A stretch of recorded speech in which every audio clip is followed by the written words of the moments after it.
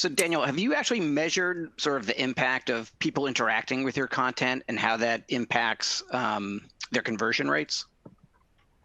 Yeah, so one of the, back to the experimentation topic.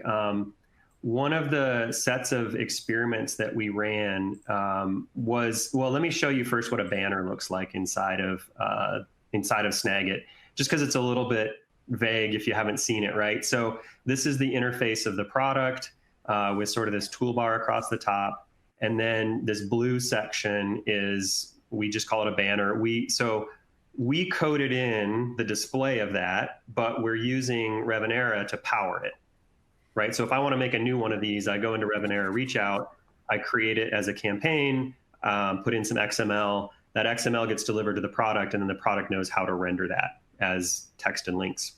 So we said, okay, cool, this is a great surface for experimentation. One of the things we wanted to do was set up a cadence for these different jobs to be done. And so we said, well, let's actually do this as a split test.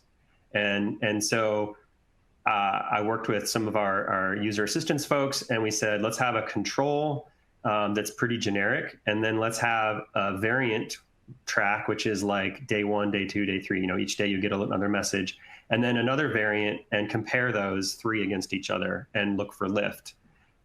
Lift specifically in moving people from trial to paid.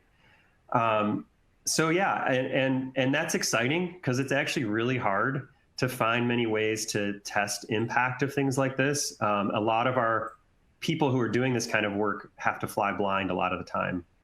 So we did find that in this case, we ran kind of like a time box test. We're like, look, there's the control that did this. Our first variant had a really nice lift. The second variant had less.